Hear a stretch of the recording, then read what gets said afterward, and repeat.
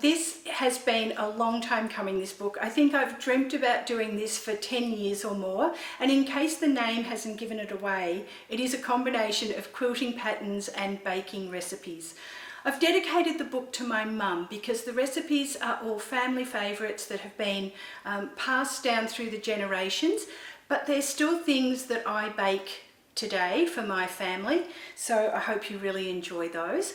The quilt patterns, I've always pondered why a traditional quilt has never made it into the realm of interior design and decorating.